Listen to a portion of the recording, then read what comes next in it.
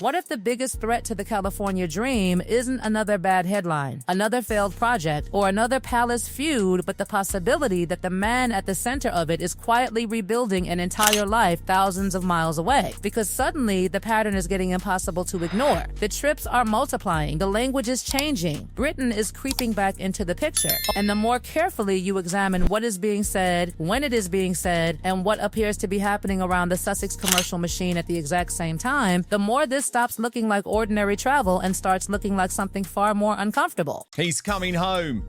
He's coming home, and it is not the man we want home.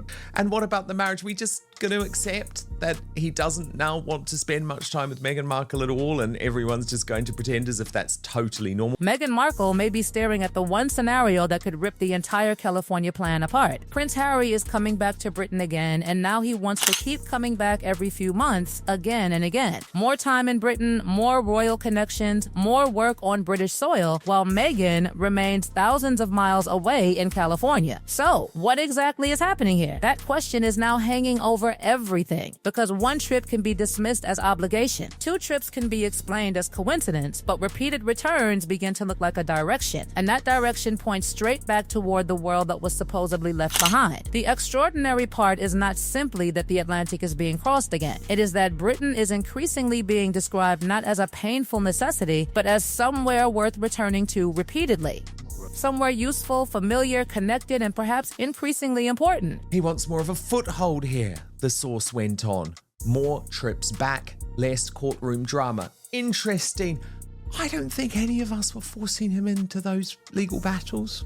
Do you? Do you think that? Is Harry simply rebuilding a relationship with his father and his old charities? Or are we watching the first stages of something much bigger? A man quietly creating an escape route from the life he built in Montecito? Because this is where the story gets uncomfortable. Harry is not talking about one quick visit. He is reportedly preparing to spend more and more time in the UK over the next year, with another return expected in September for roughly a week. And there it is, the detail that changes the temperature of the entire story. Not a single emergency visit. Not one ceremonial appearance, a pattern extending into the future. September, roughly a week, more visits after that. When plans begin stretching months ahead, people naturally start wondering whether they are looking at appointments on a calendar or the early architecture of a completely different routine.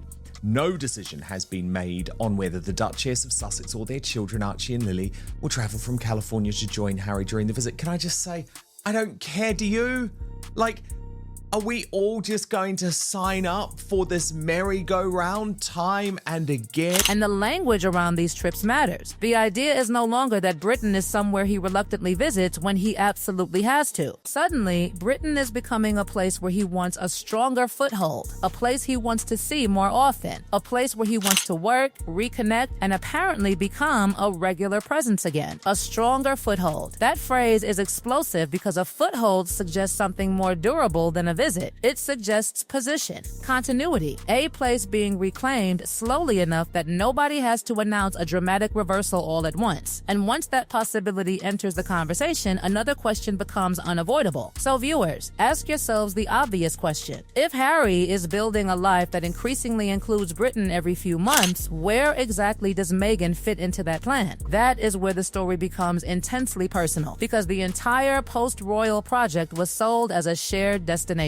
One couple, one escape, one future. California was not merely geography, it became a symbol of the decision itself, the physical proof that the old world had been rejected for something new. But symbols become awkward when one half of the partnership keeps flying back toward the place that was supposedly finished. For years, the Sussex story was presented as one united escape. Harry and Meghan left royal life, moved across the Atlantic, and built the California dream together. The message was simple. America was freedom, Britain was the old life, and Montecito was the future.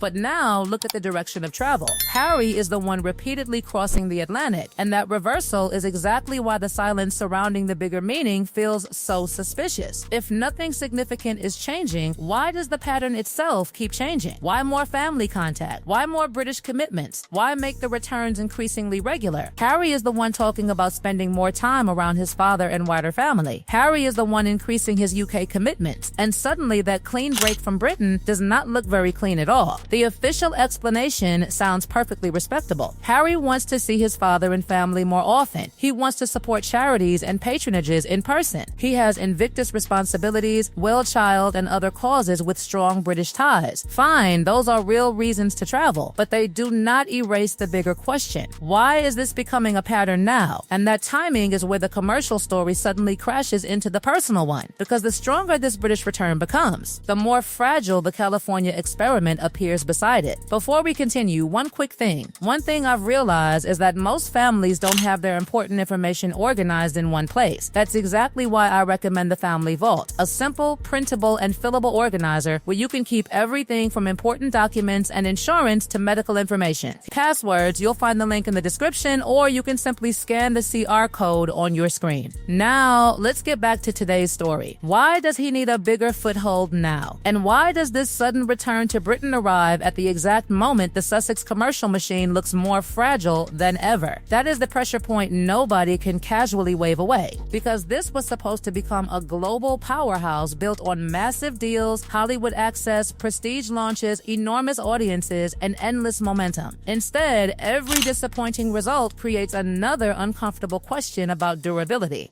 And when business uncertainty begins rising while one spouse starts rebuilding a connection to the country that gave his name its greatest institutional power, the coincidence becomes difficult to ignore. Maybe there is an innocent explanation. Maybe there is no master plan at all. But the pattern has started, and the next part is where that pattern becomes dramatically harder to dismiss. Meghan's brand is suddenly being discussed in brutal terms, and that is where the California success story begins looking less like an empire and more like a pressure cooker. The criticism is vicious. The suggestion that association itself has become a liability, that every appearance now risks creating another controversy instead of another victory. Then come the examples, one after another, almost like a warning list nobody wants to read aloud. Martha Stewart enters the conversation. Kris Kardashian is mentioned. Dan is asked to remember another name. Kevin Costner appears. Gwyneth Paltrow is added too. And the accusation becomes merciless. Where is the undeniable win? Where is the project so successful that nobody can argue about the numbers? Because when financial independence was declared, Harry and Meghan effectively accepted a terrifying bargain. Their own ventures now had to carry the entire weight of the lifestyle they had chosen. That is why Cookie Queens suddenly becomes more than entertainment gossip. The numbers are presented as evidence of something larger, with the per-theater performance described as disastrous and the daily box office shrinking to tiny amounts. One reported figure drops all the way to $58, and that number becomes almost symbolic because celebrity attention was supposed to translate into curiosity